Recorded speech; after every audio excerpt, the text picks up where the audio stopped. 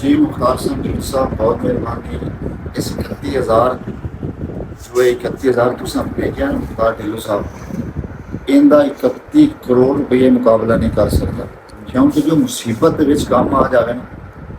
तो सब तो कीमती दोस्त है। और इस वीडियो के जरिए मैं एक मैसेज देना चाहना सर्कल कबड्डी के प्रमोटर कोचा क्या असी एक खुली कबड्डी वाले मुसलमान है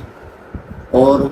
साडा पाकिस्तान नाल ही लिंक और ज़्यादातर खुली कबड्डी के जोड़े प्लेयर होते हैं ये गरीब तरह के ना तलक रखते हैं और फिर अल्लाह इन्हें इज्जत देता है पर आस्ता आस्ता आस्ता ये उठते जाते हैं। अगर किसी सर्कल कबड्डी प्लेयर में कोई चोट लग जाए कोई मसला बन जाए 100 महकमा उत्ते पहुँच पैंदा 100 सपोर्टर उत्ते चला जाता उन्होंने सपोर्ट करने वास्ते। अल्हम्दुलिल्लाह मैंने अल्लाह का शुक्र है। लेकिन यार मैं उन्होंने प्रमोटर को ये मैसेज देना चाहना अगर खुली कबड्डी के किसी नाल कोई मसला बन जाए तो यार तुहानू इस चीज़ का शायद अंदाजा होवे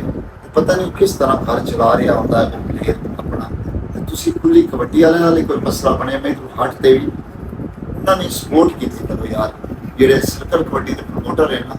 वो खुली कबड्डी वाले ने जनाब वाला सपोर्ट की करो। काफ़ी लोगों की वीडियो ही आ जाते हैं ये कबड्डी 2 नंबर है मैं इस टाइम बीमारी बैठा कबड्डी 2 नंबर है लेकिन मैं हलफ नाल कहना चार्ट का 2 नंबर नहीं हो सकता। चार्ट इंच का 2 नंबर ही है ही मैं इस चीज का हलफ देने तैयार हूँ। चार्ट इंच का 2 नंबर ही देना ही है। मैं बस ये रिक्वेस्ट है भाई और यार माशाल्लाह बड़ा अच्छा लगा इतने सफ़र तो आए और मैंने पता ही नहीं भाई परवेज ने मैंने मैसेज किया जनाब वाला भाई नासिर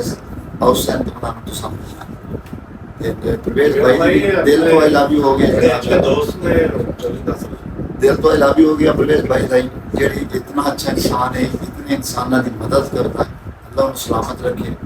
अल्लाह नासिर भाई में सलामत रखे। ये जिस बंदे ने 31,000 भेजे मुख्तार सिंह ढिल्लों साहब ये खास कोई नहीं मुख्तार सिंह ढिल्लों साहब इस 31,000 कितनी मुहब्बत छुपी हुई है तो अल्लाह तुहानू सलामत रखे। इंसान वही अच्छा है जिहड़ा तुहाडा एहसास बने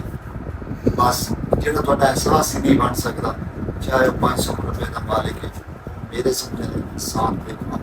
अगर कुछ दे नहीं सकते हो ना 2 अल्फाज हौसले से बोल लेते ये भी एक बहुत बड़ी नेकी है। फिर मैं भाई और पूरी टीम भाई और सारे का दिलों शुक्रिया अदा करना इस मुश्किल टाइम के भाई मेरे हर साल